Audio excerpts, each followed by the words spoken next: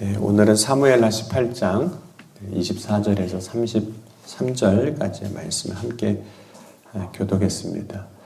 이미 18장 앞에서 압살롬이 죽었습니다. 이 압살롬의 죽음의 과정을 보면 전쟁 한번 어떻게 보면 제대로 치르지 못하고 죽었다고도 할 수 있습니다. 물론 그 죽음의 과정을 보면 굉장히 우연 같은 일들이 벌어지지만 그 죽음에는 하나님의 개입하심이 있고 또 그 하나님의 개입은 심판의 의미가 있습니다. 이스라엘이 압살롬의 반역으로 인해서 사실 혼란스러운 상황이었는데 그 혼란스러운 상황이 하나님의 개입으로 이제 무질서에서 이제 질서로 변하게 되는 겁니다. 그래서 하나님이 개입하시고 섭리하실 때에는 항상 질서 있게 뭔가가 되어지는 역사가 있습니다. 하나님이 세상을 창조하실 때에도 세상이 흑암 가운데 혼돈하지만 하나님이 말씀하시면 그것이 하나님의 말씀대로 되어지는 것처럼 우리의 세상의 삶의 역사에서도 하나님이 그렇게 역사하시는데 무질서에서 질서로 가는 그 과정을 보면 다윗이 대가를 치르는 거죠. 압살롬의 죽음이라는 대가를 치르게 됩니다.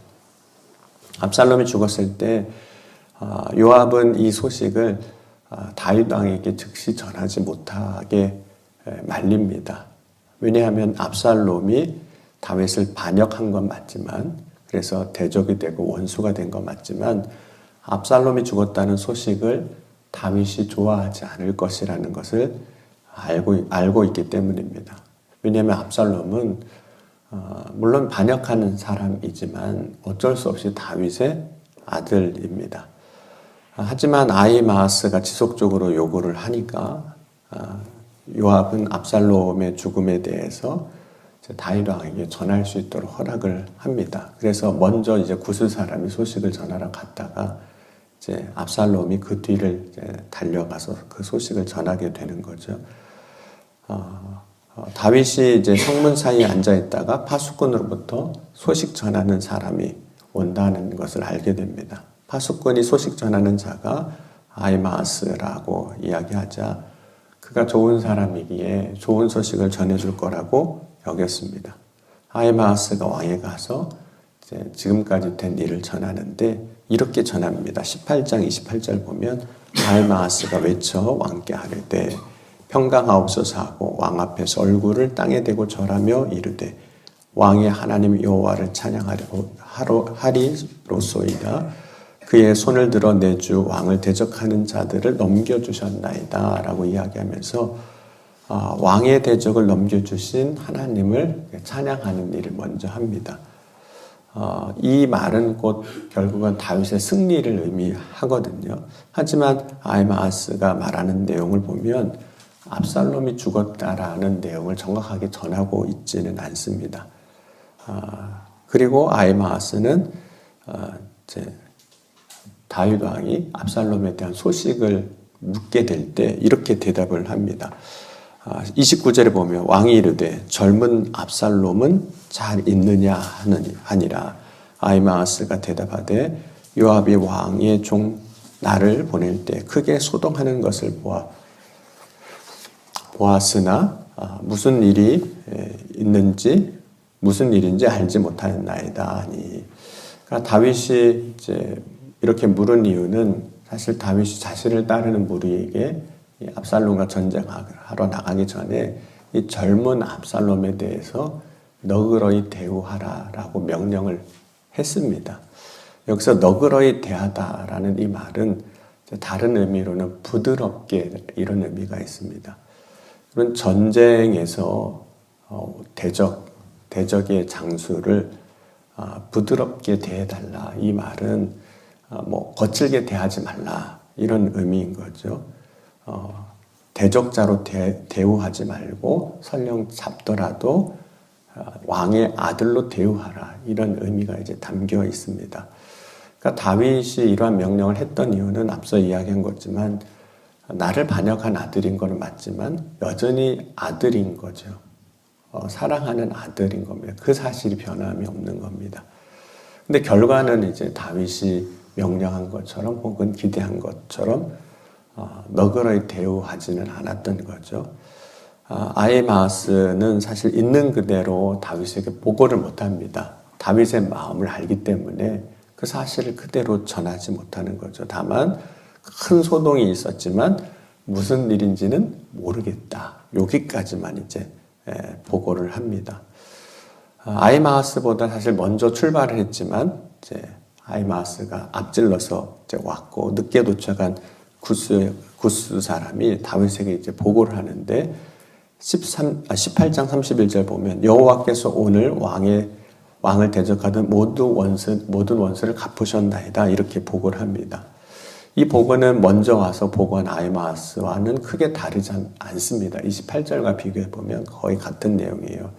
그러자 다윗이 또 이제 젊은 압살롬 자신의 아들의 안부를 묻습니다.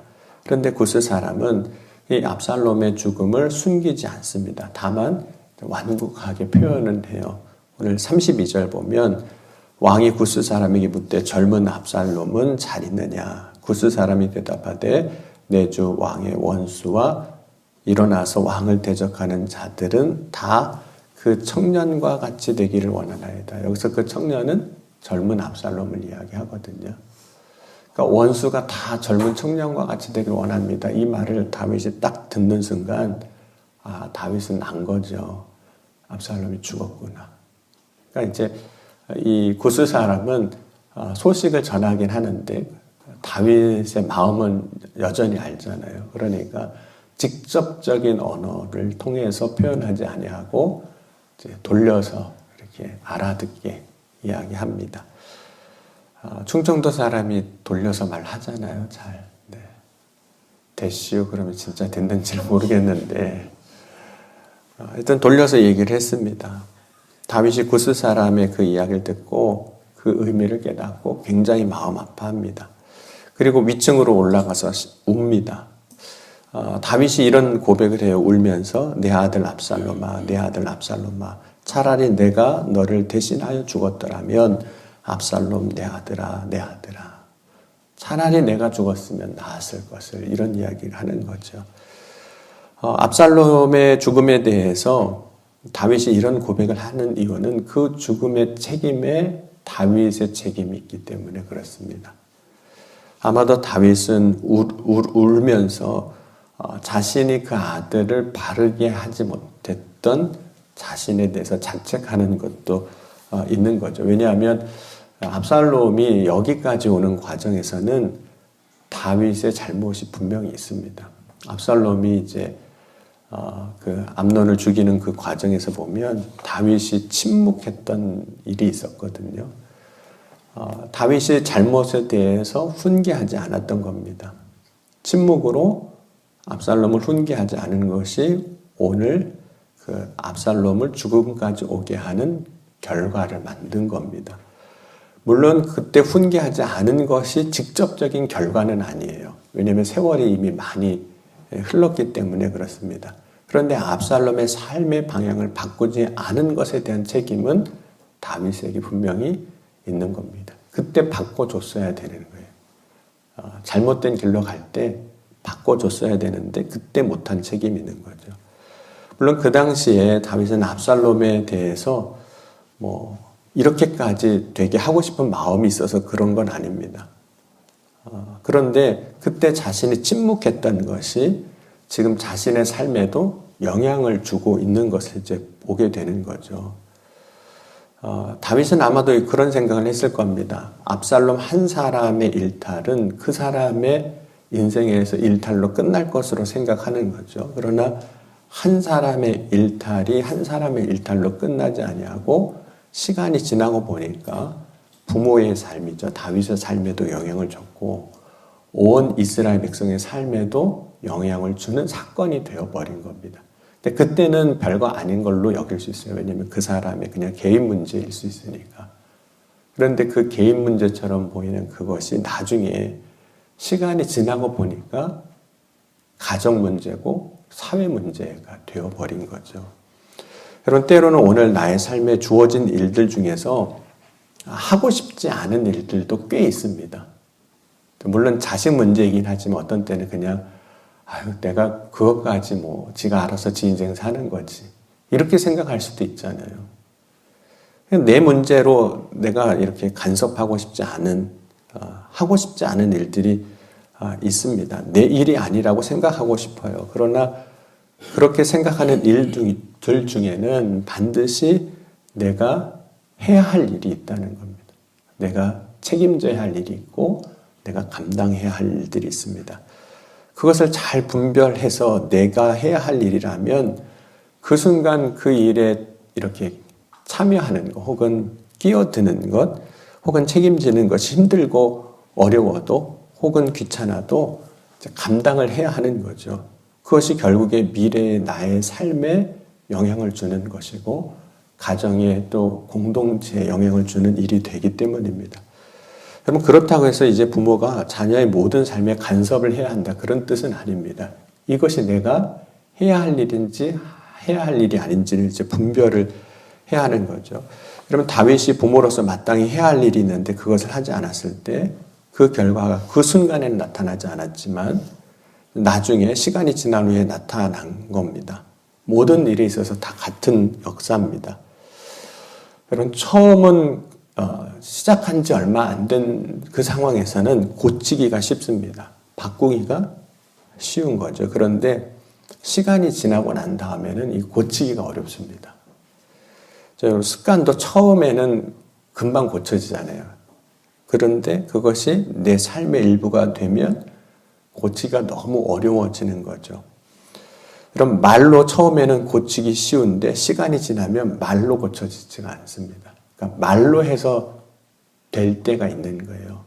그렇죠? 그런데 나중에 시간이 지나면 말로 해가지고는 안 되는 상황이 이제 온다는 거죠. 여러분 우리는 종종 시간을 놓치고 나서 혹은 때를 놓치고 나서 후회를 합니다. 왜냐하면 여러분 시간이라는 것은 결코 다시 돌아오지 않기 때문입니다. 아무리 우리가 애쓰고 힘써도 어제가 다시 돌아오지 않습니다. 지난주가 다시 결코 돌아오지 않아요. 여러분 시간은 어떻게 보면 우리의 삶 가운데 우리가 생명호흡을 가지고 살아가는 가운데 하나님이 허락하신 때입니다. 시간은 하나님이 허락하신 기회이기도 한 거죠. 그러므로 그 시간을 적절하게 우리가 해야 할 때를 놓치지 않는 자가 될 수 있기를 주의 이름으로 간절히 축원합니다. 그럼 우리에게 주어진 시간에서 그 때를 놓치지 않으려면 어떻게 해야 될까요? 그럼 시간을 놓치지 않기 위해서 많은 사람들이 열심히 일을 해요. 그래서 사람들 중에는 워크홀릭에 걸린 사람, 일중독인 사람도 있잖아요. 때를 안 놓치려고 그냥 열심히 일을 하는 거예요. 그런데 단지 열심히 일하는 것이 시간을 놓치지 않는 그런 방법은 아닙니다. 그러면 사도 바울이 에베소서 5장 16절, 17절에 보면 세월을 아끼라 이런 이야기를 합니다. 세월을 아끼라. 그런데 세월을 아끼라고 하면서 그 다음에 뭐라고 하냐면 때가 악하니라. 그러므로 어리석은 자가 되지 말고 오직 주의 뜻이 무엇인지를 이해하라. 그러니까 세월을 아끼는 방법이 뭐냐면 주의 뜻이 무엇인지를 이해하는 겁니다. 그런데 여러분 세월을 아끼기 위해서 주의 뜻을 이해하면 그러니까 주의 뜻을 이해할 때 분별할 때 내가 적절하게 그 순간 뭘 해야 하는지를 아는 거죠.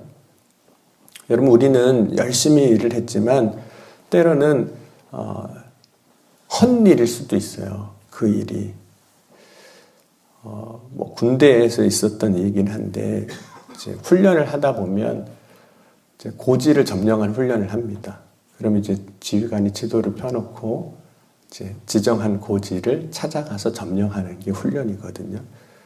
그런데 이제 어느 날 지휘관이 부대원들을 데리고 지도를 보고 고지를 이제 점령하려고 갔습니다. 딱 가봤는데 보니까 아무것도 없어요. 이제 고지를 점령하면 훈련이지만 가상 적이 있거든요. 근데 아무도 없는 거예요. 잘못 올라온 겁니다. 지도를 잘못 본 거예요. 그러니까 지휘관이 부대원들에게 이렇게 얘기를 했다고 그래요. 여기가 아닌가 봐요. 열심히 일은 했는데 그 일이 헛수고가 된 거잖아요. 그러니까 일을 열심히 안 한 건 아니에요. 했는데 헛수고인 거예요. 그럼 골로새서 4장 5절에 보면 외인에게 대하여서는 지혜로 행하여 세월을 아끼라. 여러분, 지혜롭게 한다는 게 어떤 걸까요? 지혜롭게 한다는 것은 세상의 지혜를 가지고 하는 걸 이야기하는 게 아닙니다. 하나님의 지혜로 하는 걸 말하는 거죠. 그럼 우리가 인간으로서 하나님의 지혜를 어떻게 알 수 있겠습니까? 그래서 어떻게 때를 분별해서 이때가 내가 해야 할 때이고 내가 해야 할 일이라는 것을 우리는 어떻게 분별하느냐는 거죠. 어떻게 하나님의 지혜를 알고 행하느냐는 거죠. 어떻게 하나님의 지혜를 우리가 얻을 수 있느냐 하는 거죠. 그럼 모를 때 가장 좋은 방법은 묻는 겁니다. 묻는 거. 제가 어제 저희 아들이 이제 인천에서 계속 학교 다니다가 학교 문제가 이제 정리가 돼서 어제 이제 처음 이제 학교를 여기서 가기 시작했거든요. 그래서 이제 데려다 줬습니다. 아침에는 데려다 줬는데 오는 건 이제 알아서 와야 돼요. 그래서 걱정도 솔직히 되고 그래서 이제 데려다 주고 나오면서 그렇게 얘기를 했습니다. 오다가 모르겠으면 물어봐. 사람들한테 물어보라고. 뭐 교회만 찾아오면 되잖아요. 뭐 시립대 앞으로만 오면 되니까 모르면 물어봐라. 모르면 물어봐라. 그럼 우리가 모를 때 물을 수 있는 가장 좋은 방법이 있습니다. 하나님께 구하는 거. 하나님께 묻는 거거든요. 우리의 인생 우리가 모르잖아요. 사실은 세상 공부 그렇게 많이 했어도 우리 인생 모릅니다. 아무리 많은 인생을 살아왔어도 지난 날이 많아도 내일을 모르는 게 우리의 인생입니다. 앞날을 모르는 게 우리의 인생이에요. 그때 해야 할 일은 하나님께 묻는 겁니다. 그럼 하나님이 말씀해 주세요. 가르쳐 주시고 깨닫게 해주셔서 결코 세월을 헛되게 보내지 아니하고 그때 내가 해야 할 일들을 놓치지 아니하고 그래서 우리의 가정을 세우고 우리의 교회를 세우고 우리의 삶을 세워나가게 하여 주시는 점 있습니다. 그것이 결국에는 세월을 아끼는 일이 되는 거죠. 여러분, 세월을 흘려보낸 후에 시간이 지난 후에 후회하는 자가 되는 것이 아니라 때를 놓치지 아니하고 하나님이 기뻐하시는 믿음의 삶으로 나아가는 저와 여러분이 될 수 있기를 주의 이름으로 간절히 축원합니다.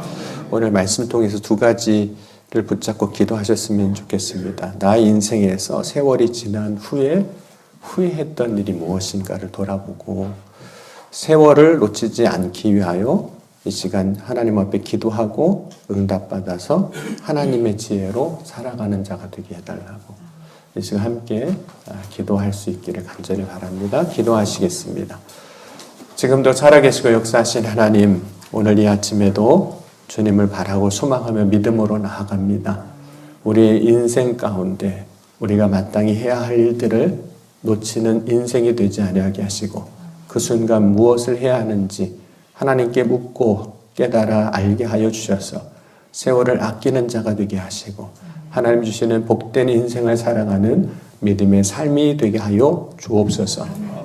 오늘도 주님 앞으로 믿음으로 나아갑니다. 더 가까이 주님 앞에 나아가오니 주여 역사하여 주시옵소서.